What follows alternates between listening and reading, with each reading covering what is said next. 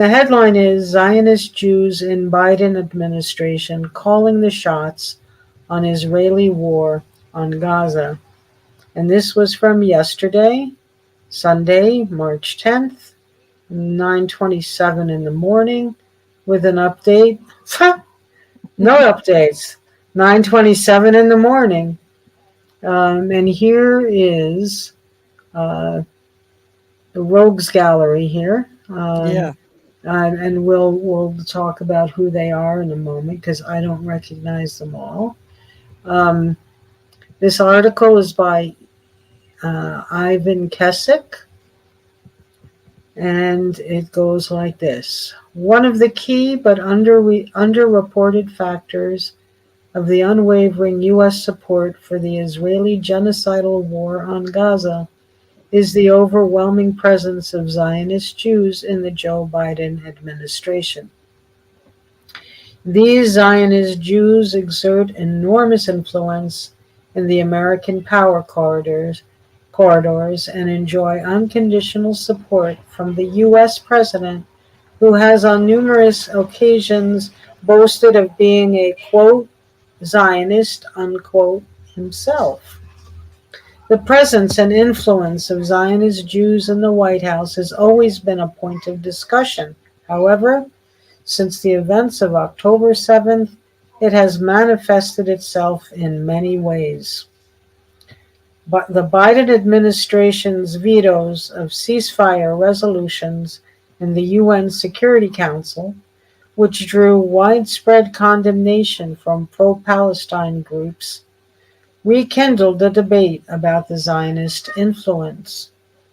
Raising the issue of the dominance of Zionist Jews in the U.S. administration and policy circles is often seen through the prism of, quote, anti-Semitism, unquote. Yes, and I even feel, I can feel the anti-Semitism backlash building as I read this article. Anti-Semitism in the West, even though the same people paradoxically like to boast about the disproportionate number of Jews in other fields. The Zionist Jewishness of Biden's cabinet was pointed out recently by The Forward, a quote-unquote, I'm going to put it in air quotes, progressive media for a Jewish American audience. I think it used to be much more progressive. I'm not sure it is anymore. As well as the Israeli right-wing newspaper Times of Israel. Being a Jew should not be seen as a problem, but those in the Biden administration have clearly exhibited the tendencies of Zionism, not only justifying the Israeli regime's genocide in Gaza, but also lobbying for more financial and military aid to the occupying regime. There are also non-Jewish Zionists whose support is motivated by Christian Zionism. Yes. Or, yes, we've talked about that. Thanks to you, Dee, you've brought that topic into our shows many times. Or belonging to pro-Israel lobbies, a common case in the ranks of the Republican Party. The problem lies in the fact that everyone in the Biden administration is a radical Zionist who will uncompromisingly justify Israeli war crimes with slight disagreements over relatively minor issues. I'm not sure I agree with this statement coming up, such as illegal Israeli settlements in the occupied West Bank. But I know, I understand where this author is coming from. But because the genocide and the killings of Palestinians by the illegal settlers is nowhere near the scale of those being killed in Gaza, but they're bad enough in their own right. In the American mainstream media, voting in the UN Security Council and supporting the genocidal destruction of Gaza is treated as common sense and a natural course. I think that I think that might mean vetoing in the UN Security Council. Might be a misprint Yeah, there. yeah, beating and Is treated as a common sense and a natural course of action. All right, let's see. Caption here. Um, Scroll up just a tad so people can see the whole. No, oh, the scroll other so way. people can see it and can see the photo. A Okay. very interesting photo, and the caption is talking about the. Let me read the caption. Biden administration airdrops aid over Gaza while aiding and abetting Israeli genocide. It's so Mm-hmm. cynical, so cynical. Oh look, we're dropping humanitarian aid into the Gazan people. Meanwhile, the bombs are going off all over the Gaza Strip. Did you want to add something to that, Dee? No, that's okay. All right. Oops. Whoops.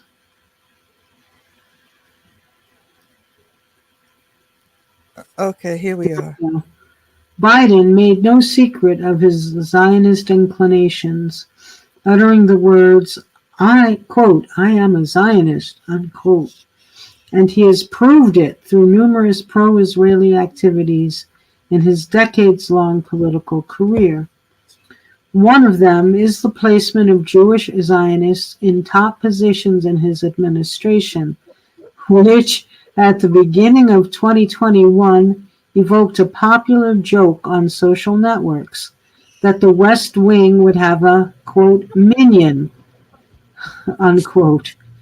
The Hebrew term, quote, unquote, minion means the minimum number of males, 10, required to constitute a representative, quote, community of Israel, unquote, for liturgical purposes. Yeah, Uh-huh. I mean, and it is, the same in temples throughout the U.S. You need that minion on a Saturday morning in order to have to be able to conduct services.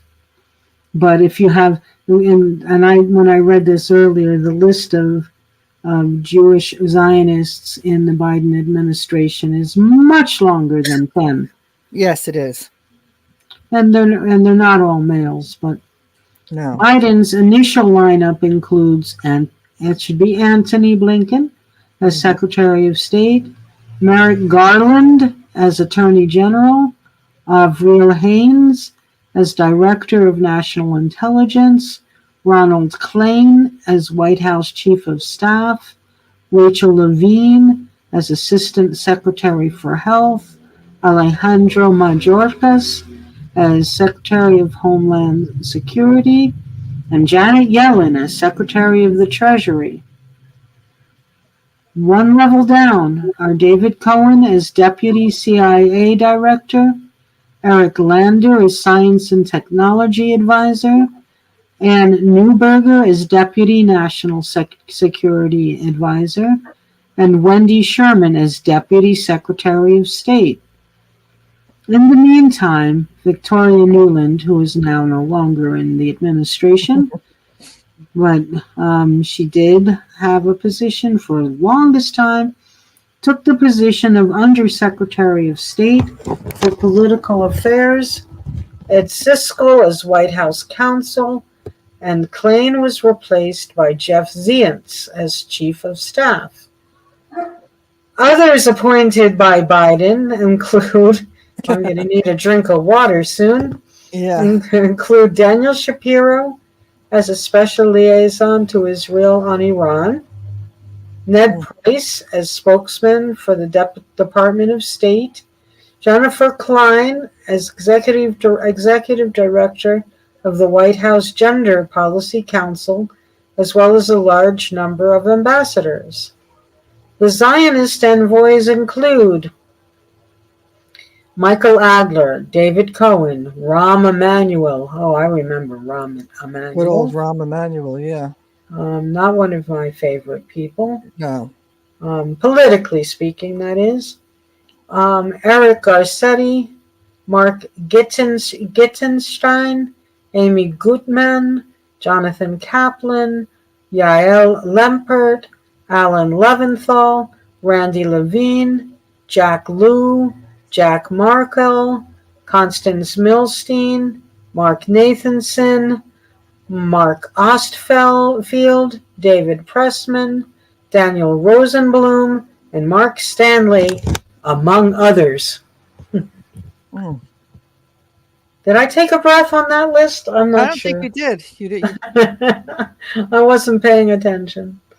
And here, of course, is a picture of Aaron Bushnell, and a picture of him in front of the Israeli embassy um, when he set himself on fire to protest the genocide of Gaza.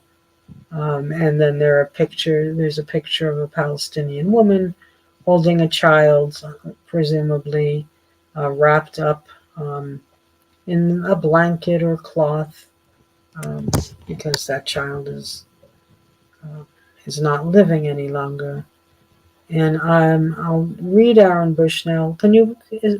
Yeah, okay. Because the caption underneath is Aaron Bushnell and growing anger, discontent in U.S. with Zionist, quote, deep state. And I think what Aaron Bushnell said is really relevant. He said, many of us like to ask ourselves, quote, what would I do if I was alive during slavery, or the Jim Crow South, or apartheid? What would I do if my country was committing genocide? End quote. The answer is you're doing it right now. And that's the truth. That is a fact. Yes, and I sometimes say, and I don't think it really works, but I sometimes say to people who are still pro-Israel and who are still blaming Hamas for everything and won't look straight in the eye at what the Israeli atrocities are, I still say, to me, they are the 2023-24 Holocaust deniers. And I will say to them, how did you feel, or how do you feel when somebody denies the Holocaust? What you're doing right now, in my opinion, is parallel to that. That's mine too. That's what I thought from the start too. Because you're seeing something horrific happening and you're not doing anything. And there's so much media now, more media for awareness than there was years ago. But even But so, once mhm. people did know, what were they doing?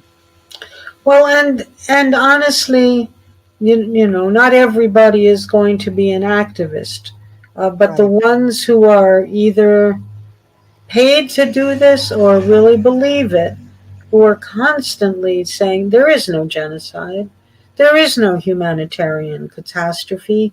Ha ha, they never, there's no blockage of the humanitarian aid trucks. Um, they didn't shoot, the Israelis, the IDF didn't shoot people who were trying to gather flour for their families, who deny, deny, and deny. It's one thing to be an activist, okay? It's Mhm. another to disagree with what people are saying, and still another to deny it, and actively trying to convince other people that what we're seeing in front of our eyes is not happening. That's Exact. even, That's mhm. infuriating. Yeah, and I think it's more damaging to do that than to do nothing. That's truth. Because people may not like what the truth is, but to intentionally lie to people about it. Because you could do research. You just don't go ahead and say, well, I watch this particular channel and I'm going to just keep repeating what they say without even doing some research to see. Yeah, I mean, we're seeing more and more news articles saying, tearing apart the official story that's promoted by the Israelis. Um, So anyway, let me go on. Aaron Bushnell's extreme act of protest against the U.S.-backed Israeli genocide in Gaza shows widespread discontent with the Zionist quote-unquote deep state in the U.S. and I'm going to say U.S. wars abroad because there are no other. Latin America isn't part of this. So I need for my own sanity once in a while to call out that word American. And we I, clearly see just by what you read that the administration is biased. You don't see um, people brought in that represent Gaza and say the West Bank, people that have knowledge. no, and from where I sit in Colombia, there is a president who's fully committed to the Palestinian cause, and he's not going to be buying any more weapons from Israel. There was just a statement released a couple days ago from Cuba, who is calling what's going on in Gaza a Holocaust, a modern day or a 20th 21st century Holocaust.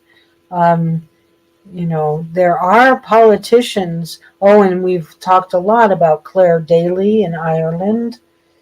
There are some politicians who have not lost their moral compass on this, but there's so few, and we don't seem to have any. We really don't seem to have any in the U.S. government. Right. They Maybe just want to Rash- shut people down. That's the problem. maybe Rashida Tlaib and maybe Ilhan Omar and maybe Cori Bush. Those three. I don't see AOC as taking a strong stance. And we're going to talk about Bernie Sanders in a little while. Right. Um, but it is possible. I know it. I have seen it with my own eyes and heard it with my own ears. It is Hmm. possible for politicians to hold a high position in government, and be pro-Palestinian.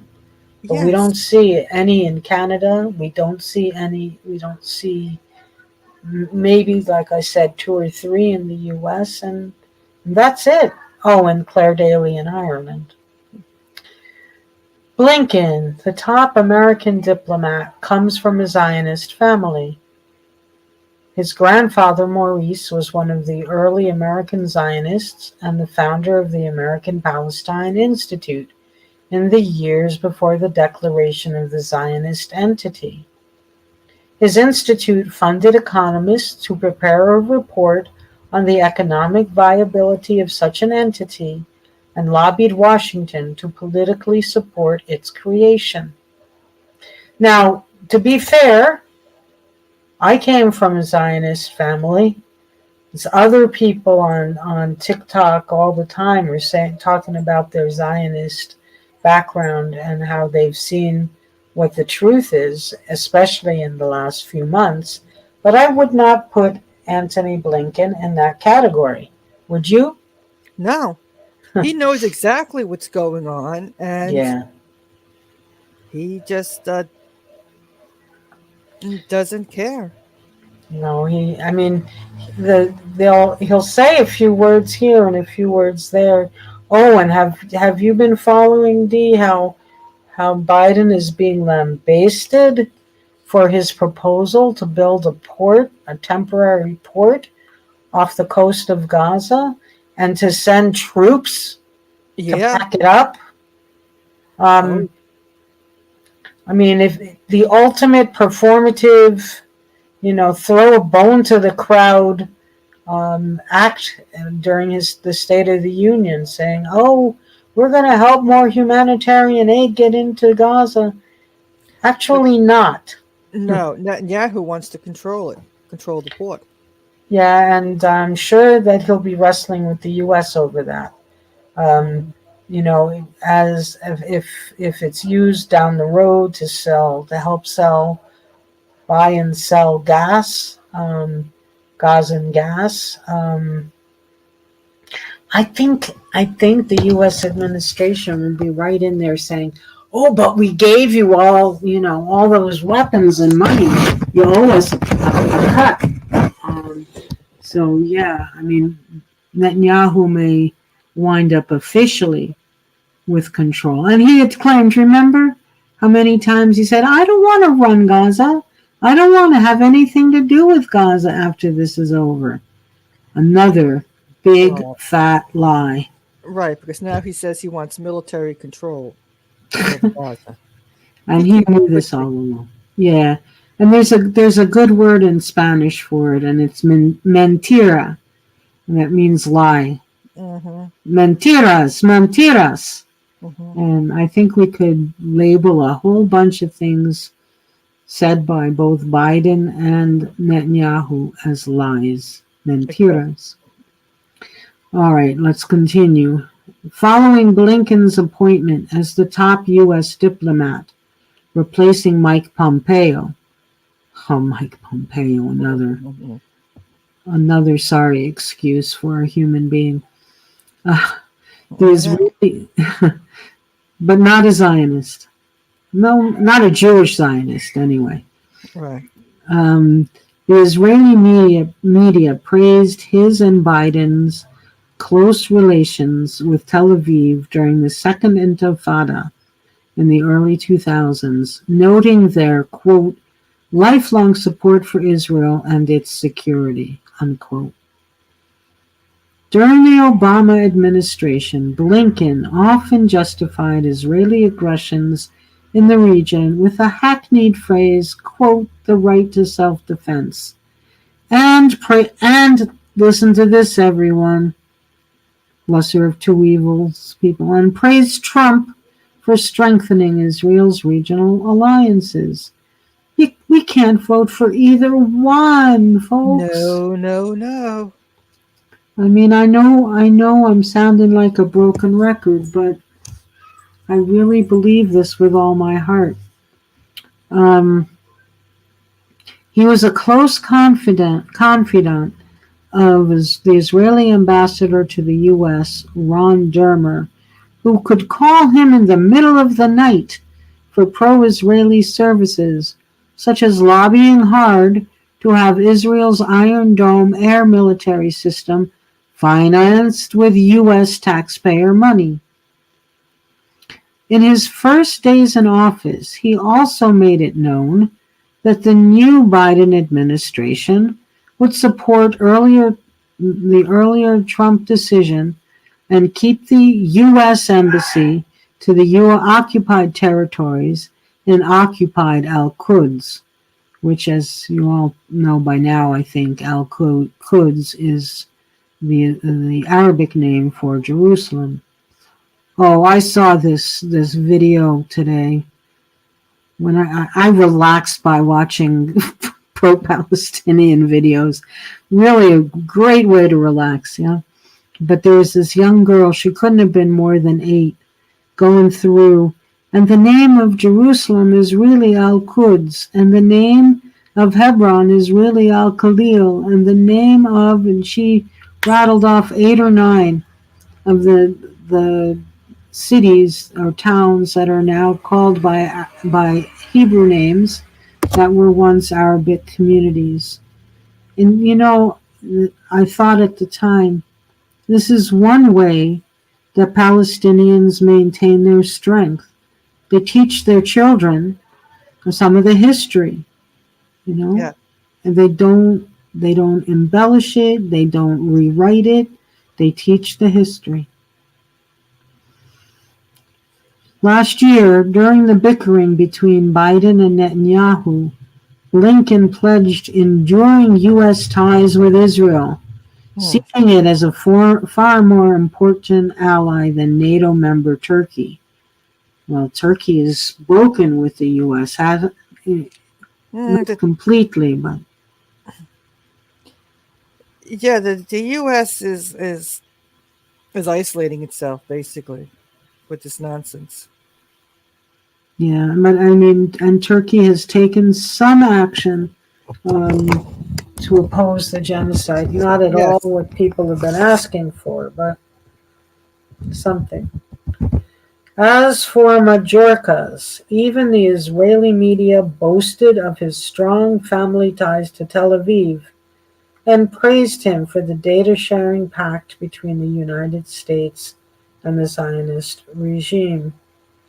Even greater Zionist credit for intelligence sharing goes to CIA Deputy Chief David Cohen, whose career under Obama focused on sanctioning Israel's enemies. Thus, it is no surprise that people in the United States, and we read about this, some of another part of this yesterday, are bankrolling the genocide of Palestinians in Gaza and supporting the construction, my edition, supporting the construction of illegal settlements on the West Bank, while harping about ceasefire and aid airdrops to hoodwink the international community. Yes, and from what I read today, that the airdrop was a lot of expired army food. And I didn't want to say anything about this at the time because it seemed to me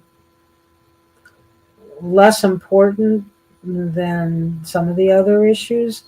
But there like something like five Palestinians were killed by, the airdrops from the U.S. planes Yeah, because the boxes landed on them.